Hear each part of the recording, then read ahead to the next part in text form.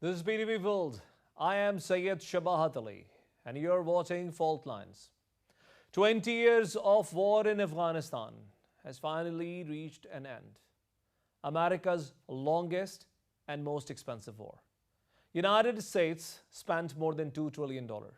At some point deployed more than 300,000 soldiers, used kinetic force to a brute extent, but still was not able to conquest the entire of Afghanistan.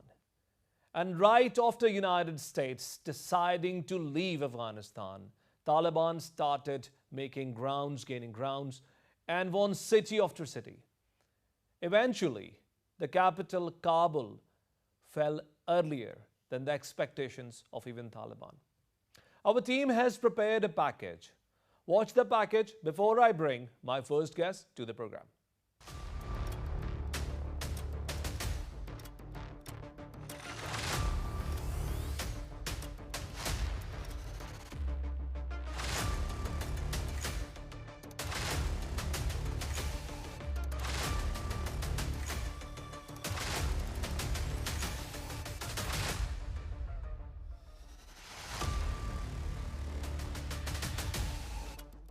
The military intervention in geographically and strategically treacherous Afghanistan has always been a costly adventure. The ensuing catastrophic turmoil has raised serious questions about perils of great power intervention in vulnerable countries. The Afghanistan debacle represents the textbook example of limits of power and influence. The heartfelt images of desperate Afghans trying to flee the violence by clinging to American military aircraft had left indelible and deep mark on declining U.S. global leadership. The U.S. and the world now face fundamental question of how to respond to the escalating Afghan refugee crisis. Pakistan was raising alarm over impending Afghan disaster and ramifications of ensuing turmoil, but international community remained indifferent to its ominous predictions. Islamabad, as a responsible global actor, not only robustly engaged the cross-section of political stakeholders in Afghanistan, but also repeatedly issued public statements that it would only accept an inclusive Afghan government. Thus, Islamabad was genuinely contributing its fair share to disentangle Afghanistan from instability and insurgency, at the time when India, in connivance with Afghan government, was flirting with terrorism to foment instability in Pakistan. The fall of Kabul by Taliban's lightning advance, despite decades of dollars poured in to build hard power infrastructure, depict that there was no military solution to Afghanistan. The silver lining to Afghan debacle is that it saw the great power cooperation, in form of extended troika, to jointly resolve a formidable regional crisis. Furthermore, the time is ripe to steer the narrow geopolitics-centered US-Pakistan ties towards sustainable economics-driven ties. Ladies and gentlemen, my first guest to the program is Dr. Madiha Afzal from Brookings Institute. She is Robinstein Fellow for Foreign Policy Program, and her research lies at intersection of political economy, development, and security, with a focus on Pakistan. She's previously worked as assistant professor at public policy at University of Maryland. Dr. Madiha, welcome to the program. Thanks for having me. Dr. Madiha, first things first, the rationale of United States invasion of Afghanistan was firmly knitted around the subjects of war on terror and curtailing Al-Qaeda. As of now, when we speak, Al-Qaeda has a presentation in more than 15 provinces of Afghanistan, and Taliban have more control than they had in 2001. How is the feeling in the United States at this point in time? For the goal of countering terrorism, the goal of counterterrorism and the goal of defeating Al-Qaeda, I think the United States feels fairly confident that has been accomplished. The Taliban is back, but the Taliban doesn't pose a direct threat to the United States homeland. The Al-Qaeda threat, of course, there's sort of this possibility of resurgence of Al-Qaeda, and in particular with the Taliban in power, that is a real possibility, and the U.S. is concerned about that. But over the last 20 years, it has worked on its counterterrorism infrastructure to such an extent that it is very confident of averting any threats to the homeland. Dr. Madiha, I was reading in a newspaper, particularly in New York Times and Washington Post, they're using a term, and I'll read it from here. They call it full-blown foreign policy crisis. The criticism that the President Biden is now facing from within his party and as well as from the opposition. Please comment a bit more on that and tell us how the foreign policy is affected, or how the America's discourse on foreign policy is broadly affected with this. Sure. I think, the reaction here, especially in Washington, has been one of criticism, and that's bipartisan criticism. When you think about sort of politicians in Congress, they have criticized the implementation of the withdrawal. So while people may have agreed with the strategic decision to withdraw forces, the implementation over the last few months, and in particular the implementation, the execution of it over the last couple of weeks, has led to intense criticism from both sides for President Biden, and that includes the media as well. If you think about sort of, just dividing up people into, who agreed with the decision to withdraw and who didn't, even those who agreed with the decision to withdraw, the vast majority of them say the way that the Biden administration has had to put forces back in to evacuate Americans and Afghan, special immigrant visa holders and other Afghan allies who had helped the United States. That is, obviously a really sort of treacherous operation. Think about the optics of the fact that there are 6,000 American troops in Afghanistan right now, when there were only 2,500 at the beginning of the year when President Biden took office. Just to evacuate Americans. The question is, why couldn't this have been done earlier, more systematically, more responsibly? The optics of Afghans hanging on to a U.S. Air Force plane, on the runway of Kabul airport last Monday, those will really endure, and those really hurt the United States. So I think, and then there's sort of this wider, those are sort of all questions of competence. Then there's this wider question of empathy. President Biden hasn't really displayed any empathy for the wider Afghan population, for the wider humanitarian crisis in Afghanistan. So that's sort of the big criticism and the vast majority of how people are thinking. There are, of course, those who argue that withdrawal was a bad decision to begin with, and this is just the outcome of that. That's a smaller minority. And then there are those who argue that no matter how withdrawal had taken place, and when it had taken place, this would have occurred. So Biden couldn't really have prevented it. I think that's a smaller minority as well, especially in Washington. Perhaps in the rest of America, if you look at the American public, that may be more people. But in Washington, that's certainly fewer people. Dr. Madiha, Zalmay Khalilzad is one of the most traveled, most decorated diplomats in the United States. He was being engaged for this entire process, and he was advising President Biden, as well as he was advising the president before as well.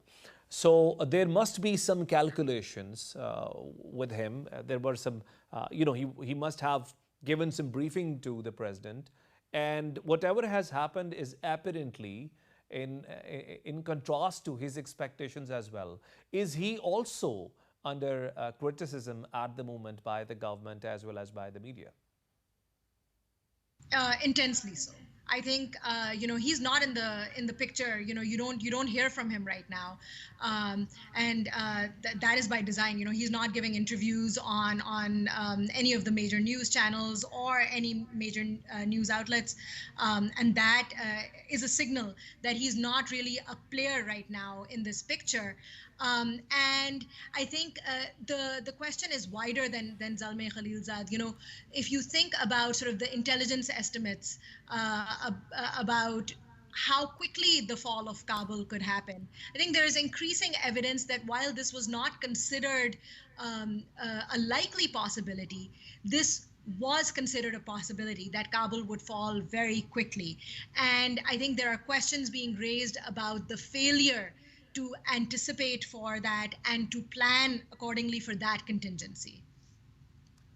Dr. Saib, but that is what Pakistan has been saying since the beginning. In the diplomatic engagements, Pakistan has always been critic of the former Afghan administration.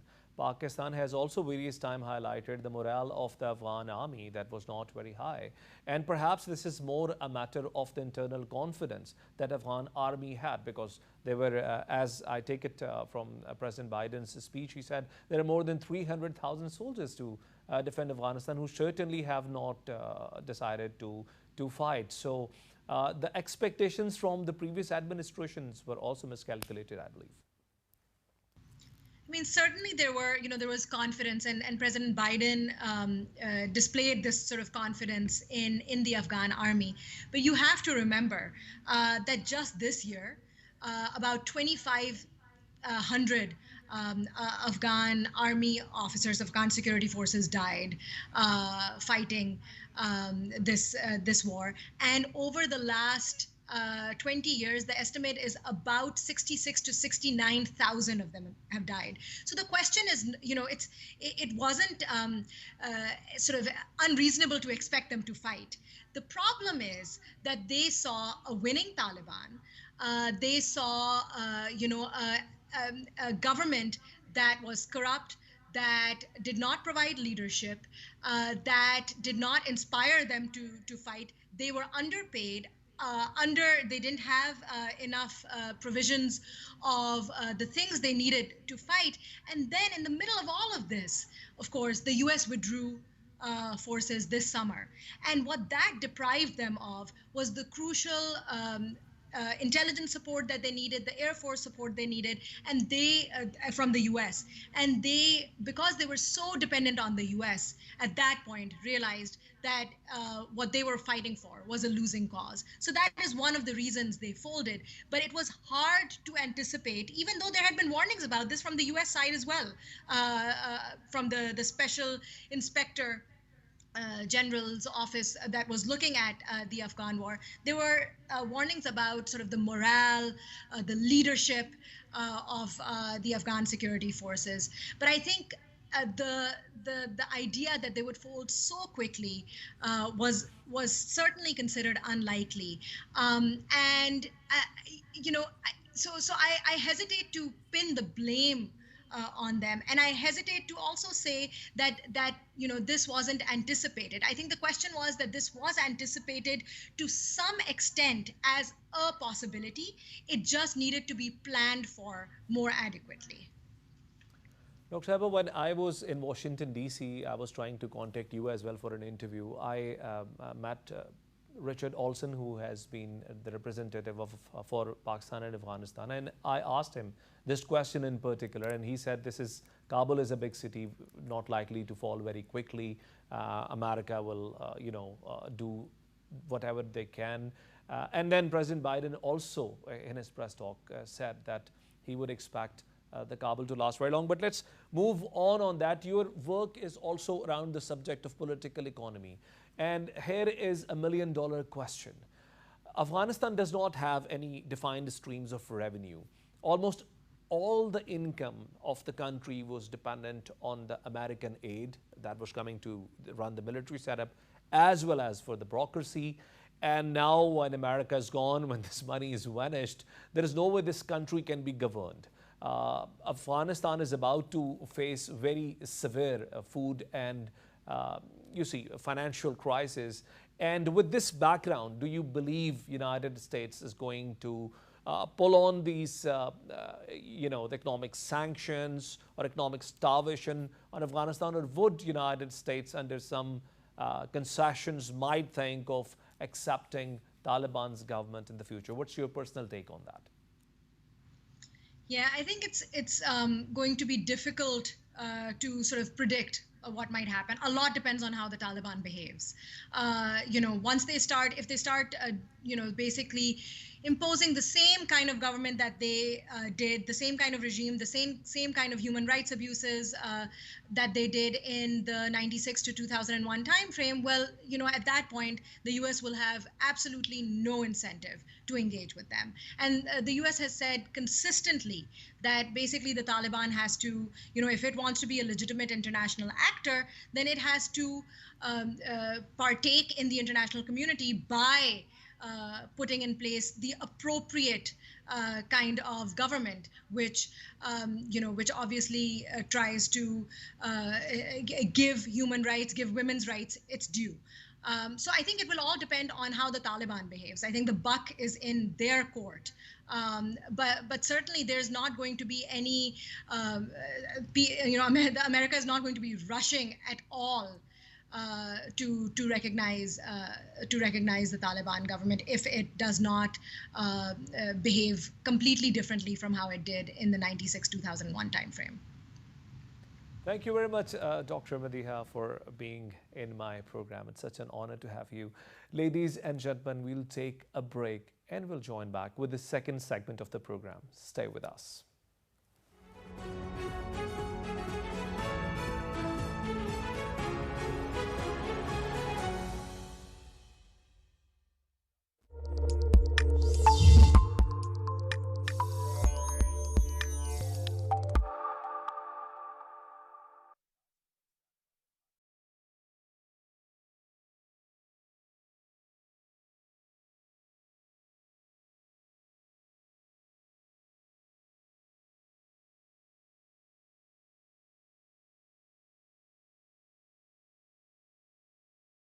Badshai Mosque, or the Royal Mosque in Lahore, commissioned by the 6th Mughal Emperor Aurangzeb in 1671 and completed in 1673,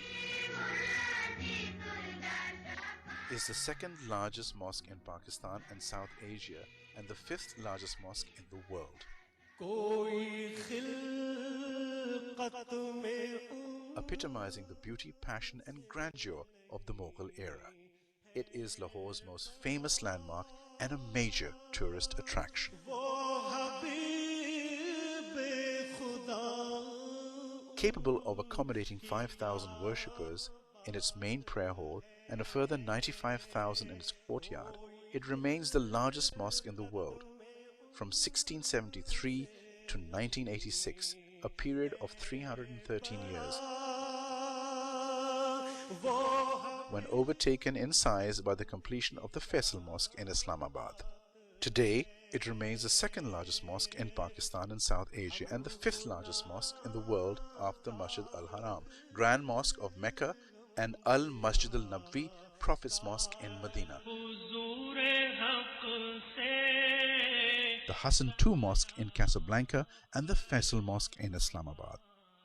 To appreciate its large size, the 4 minarets of the Badshai Mosque are 13.9 feet, 4.2 meters taller than those of the Taj Mahal, and the main platform of the Taj Mahal can fit inside the 278,784 square feet courtyard of the Badshai Mosque, which is the largest mosque courtyard in the world. Architectural wonders.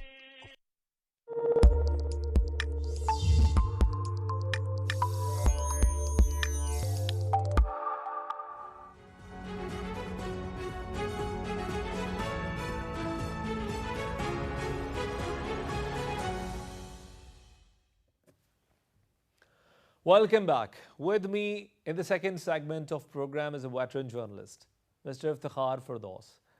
He has worked for a number of organizations, as has been published in a number of international newspapers, including New York Times. Iftikhar, welcome to the program. Yes, Sabah. Iftikhar, how do you see this rapid takeover by Taliban? Has it surprised you as much as it has surprised many others around the world? I think about what the actual conclusion is that it actually has even surprised the Taliban the way that they've actually moved into Kabul and this entire siege of the capital within just a couple of hours, not even days. And in most of the places, it has been without a single bullet fired. But I think the seeds of this were sown much previously. And when we saw that in February of 2020, the United States had signed a deal and there were plenty of rumors that were going around, which are now accredited as factual information, is that the Doha deal, which was signed, keeping the Afghan government aside, I think that it sealed that the Taliban, that was the time where the victory of the Taliban was sealed to take over Kabul. But what I would actually think of is something that would, in the future, be an available document, because what right now we know is that what we have is a conclusion of the Doha deal and the way that everything has taken place in the limelight of that. But what is not available as a public document is the annexes of agreements that were made between the United States and the Taliban in Afghanistan as to what extent, Taliban would be empowered, and secondly, the way that everything has taken place, because there were a number of assessments that were given out, none of them held true. But I would be more interested in seeing on what factual ground agreements were made for the Taliban to be adjusted the way that they are right now. But Iftikhar, as we speak now, what are the expectations in the United States? Are they expecting Taliban to have democracy in Afghanistan and to go for elections, something that they have always rejected? Or they want Taliban to include as many ethnicities within Afghanistan as possible? What do you think is happening at the moment? I think that's the million-dollar question at this particular point, and it's not just the whims or the desires of the United States, but the entire world that has its eyes in Afghanistan at this particular point as to what kind of inclusive government do they actually form. Because what was originally decided was that there would be a transition period in which somebody would be put in power and they'll decide on how a democratic process takes place. But that doesn't seem to be happening right now. Currently, from what our understanding is, the way that the background negotiations are taking place, and we've seen Hikmatyar, the former president, as well as the leader for the Hizb Islami, speak up clearly because he's part of the negotiation team along with Hamid Karzai and Abdullah. And he's very clearly said that once on the 31st of August, the deadline for the American troops and foreign troops generally to withdraw from Afghanistan completes, then only they would sit across the table and decide on what the talks would be and what the future form of government in terms of inclusion of various ethnicities would be. But he's been very clear that it has to be an all-inclusive government. But from sources on ground and within the Taliban and within the movers and shakers within that setup, currently, from what it is very clearly visible that the Taliban are speaking from the power, from a dominion of dominance at this point. And I think for any setup in the future, they would want themselves to be in the lead, whereas other ethnicities as well as minorities would be given the representation. But Sabad, what is very clear at this point, there is a lot of confusion taking place, and what expectations are, even we've seen the United States and other countries saying multiple times that the Taliban are not they're not following the agreement, there is a breach of whatever understanding is, but there is no concrete action. And for now, what we see is that there is only an evacuationary process to withdraw without any other hard decisions on ground as to what the future of Afghanistan might be, except for the fact that what the Taliban are telling. Iftikhar, very pertinent here is the point that, in your opinion, have the war finally come to an end? Or just in case, God forbid, if all the forces on the table do not happen to reach a conclusion, there is again a chance of escalation between different warring sides in Afghanistan. What's your take on that? I think that most of our perceptions in relation to Afghanistan are just surrounding Kabul and its political milieu. I think there is an element of violence still apart and outside from Kabul as well in other parts of Afghanistan, where we have the more rural versus the urban population, and there are still problems that are much wider of concern to the world, which are not getting the kind of projection that they should be. But cutting that even aside, right now I can tell you that there's a war that's going on in Panjshir at this particular point, and the Taliban had given a 4 hours deadline today for them to hand over Panjshir city without firing a bullet. But what we know from sources on the ground is that it's been 1 hour that there's been an intense fight that's been going on in Panjshir. So that part will still continue. And as far as an agreement and consensus is talked about, and I can only be over-optimistic to think that the process, but what it seems for now, it does. I know that there are a lot of people that are very optimistic about this entire. If you keep Afghanistan's history, in place, and you also keep its own different parts as to fit into this entire puzzle, I don't think that it's going to be a very smooth transition the way that we see. If they are taking advantage of your presence in the program, I would like to understand who are the major leaders of Afghan Taliban at the moment, because we are coming across various names. There are various names that are in some of which were at play in Qatar, and then there is a spokesman office. There are various spokesmen. We're hearing statements from different people, and then there are different people in different pictures that are coming out. So, can you let us know, or help us to understand who are the major decision makers, who are the major leaders of Afghan Shura at the moment, who are known publicly? So this is actually a very good question, and I was asked even this morning by a couple of journalists from the Pakistani side, as they cannot differentiate between the spokespersons because they say that there is Zabiullah Mujahid, there is Dr. Nadeem, and then there is Sohail Shaheen as to who represents the who.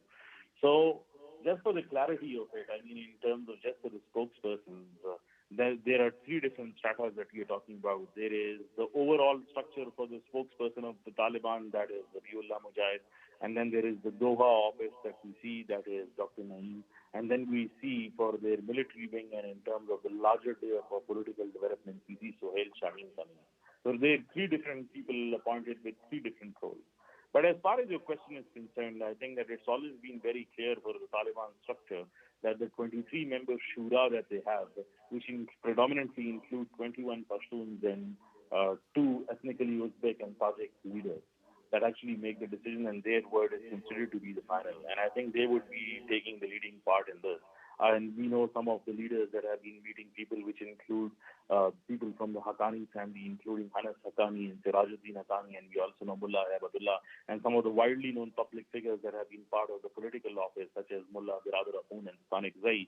These are some of the main names that are coming to the forward, but there are obviously other people in the background, including their Amir, who is Mullah Abdullah, who is pulling a lot of strings, and whose decision is taken as final. But importantly, Shabad, I'll use your program as a platform for an explanation as well as to how this entire thing works. Is that the political office has always been subservient, I would say, for decision making from the military wing of the Afghan Taliban, who has always gained more dominance within the hearsay within the group, whereas well as it also has more of a rightful way of action which is considered to be appropriate by the Taliban itself. Now, when we see that a lot of active war has been ended in Afghanistan, at least presumably, let the challenge that there would be for the Taliban would be how they actually balance the power sharing formula between its own group, within the political office, as well as what they call the askari wing, the military wing, because obviously the credit that is mostly taken is by the on-field commanders, and their decision is always considered to be more important. So ending a war and moving into governance is a total different sphere. I think it's just learn from on-ground situations, and as the situations unfold, no conclusion about all of this would be ultimate. And how pertinent is the role of Gulbuddin Hikmatyar and Abdullah in the process of talks? Because we see these two personalities appearing more often. We are also seeing Hamid Karzai being involved in these negotiations. What is their role and how pertinent they are at the moment, while Taliban are the one who have captured the territory? What is the political significance of these two or three names that I've taken? I think interestingly, Shabazz, we've forgotten Hamid Karzai because we've seen a number of Taliban leaders in recent times while speaking to the international media or giving interviews referencing or alluding to some of the statements or information that's trickled down from Hamid Karzai. So I think that there are three major stakeholders at this particular point that will actually negotiate on the behalf of the larger ethnicities, minorities, and several, groups within Afghanistan to become their voice. And I think three people are more important than anybody else. That would be Abdullah, Hikmatyar, and Hamid Karzai. As far as, Hikmatyar is concerned, he holds a political office as well as, the Hizb Islami itself has also been participating in active war, and their relationship with the Taliban previously has been very sketchy. It's been not very smooth. But what we see right now is that there was an optics for the sake of pictures. It's actually crossed your eyes, and that actually means a big deal. Where we've seen Hikmat Yar leading the prayers, whereas the Taliban leadership, including the Mullah Biradar and the Haqqani, is actually following him. So these sort of optics actually are trying to show you that they are looking for an inclusive government, and Hikmat Yar leading the process. These are not just some random pictures or random clicks that are taken. These are actual optics being used by the Taliban to project the way that they actually look at the entire process. Secondly is Hamida Karzai and Abdullah, and I think they become, some of those advocates for the larger decisions to show to the world that they were listened to and the Taliban government is all inclusive. The Taliban at this particular point, when they've come back into governance and they're trying to establish their rule, they are being very careful in who they choose and who they pick. We've seen that they've even given out a statement by saying that there is general amnesty for Ashraf Ghani and even for the likes of, Amrullah Saleh, which speaks a lot itself. So we've seen a number of Afghan leaders apart from these three also meeting them, but obviously these three remain key.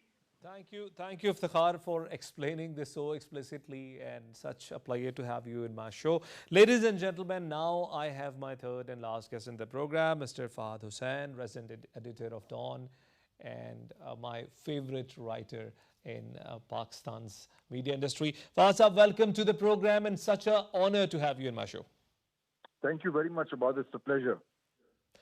Fahad, how do you think the situation at the moment? I was also reading your article that you have written, and lately I'll also ask a few questions about it. But currently, what do you think? The situation is good for Pakistan the way it is at the moment?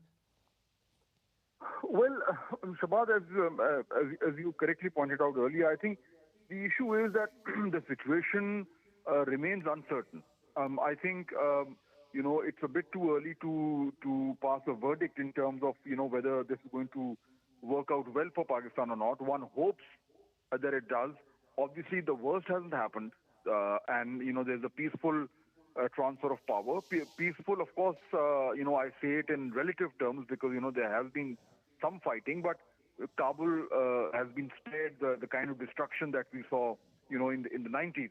So that's a good thing. And the other good thing is that the Taliban have agreed so far to speak to all the other groups, all from different ethnic backgrounds, and include them in whatever final shape the government takes. So that's a good thing. If that happens, I think Afghanistan will have a chance for peace. But having said that, Shawat, I think given the track record of how things have unfolded in Afghanistan the last couple of decades, I would, hold my judgment till I think there is some more greater clarity in terms of what is going to what kind of government will emerge from the talks that are going on.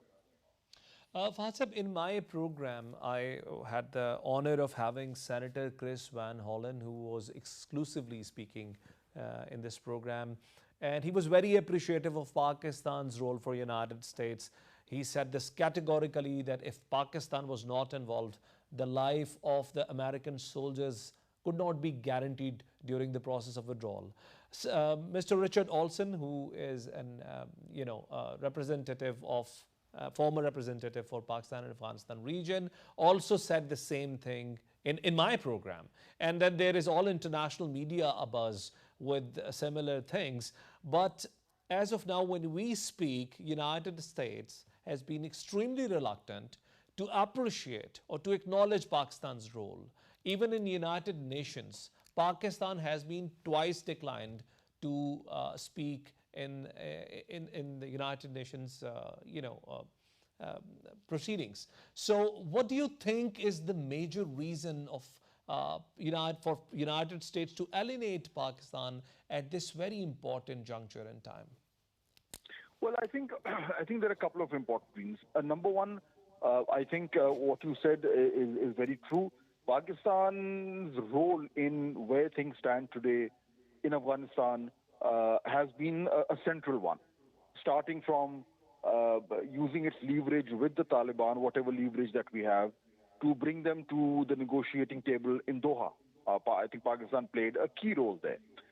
Then also afterwards, consistently engaging with the Taliban in Kabul, in Afghanistan, hosting them in Islamabad at the Foreign Office, and consistently arguing that there should be a negotiated settlement of the conflict. So overall, in terms of our diplomatic efforts, Pakistan has done well, and the outcome that may emerge should suit Pakistan's interests. Now, the other key issue which you referred to, why is the United States not accepting the positive role that Pakistan has played? I think you can very well see that the U.S. Administration is under tremendous pressure and criticism because it is a humiliating defeat for them.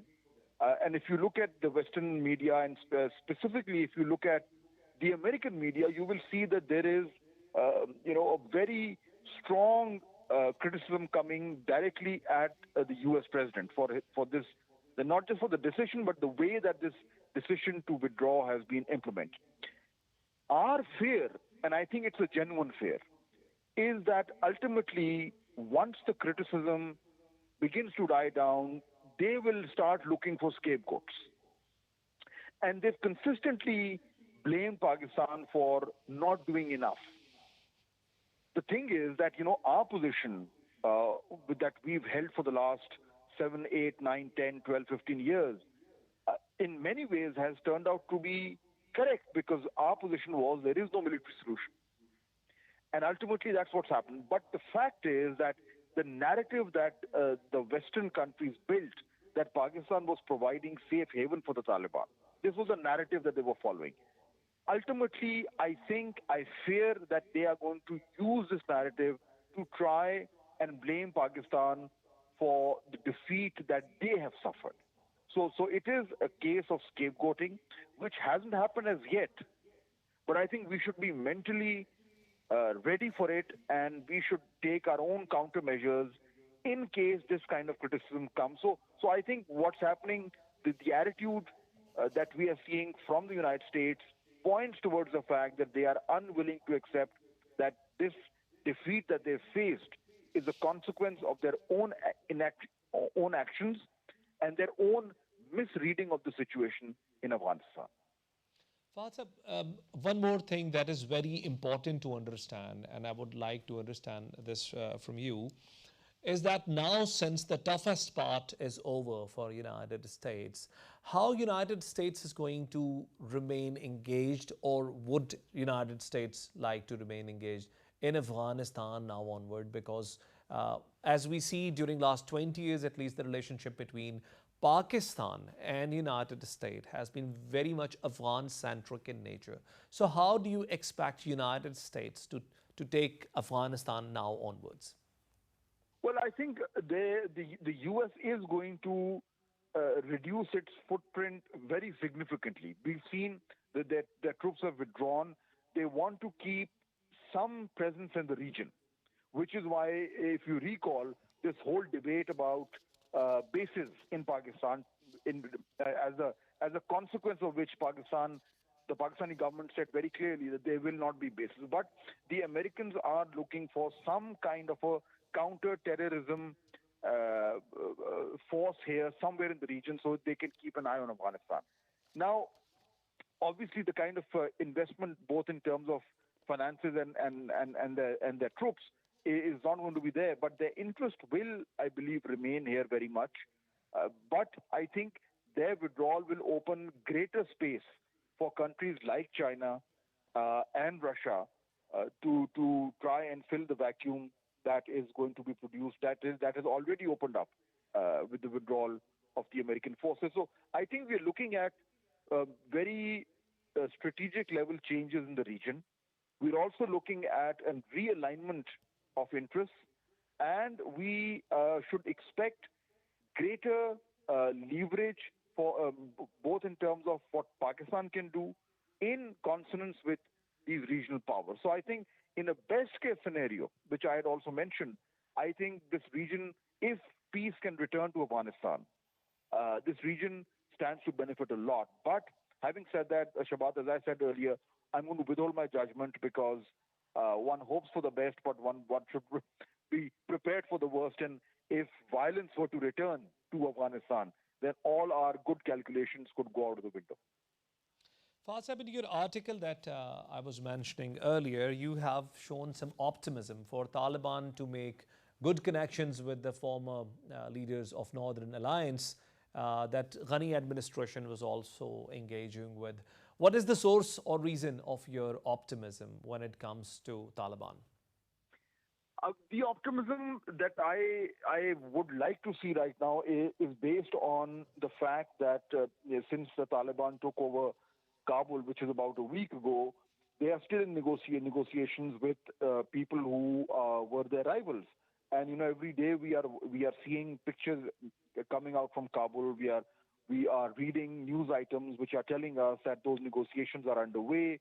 People like the former President Hamid Karzai and Dr. Abdullah and other people from who were once part of the Northern Alliance, they are all now in talks with the Taliban, including, by the way, warlords like former warlords like Gulbuddin Hikmatyar, etc., etc. So I think if these talks can produce a broad-based government, then I think there will be a lot of source for optimism.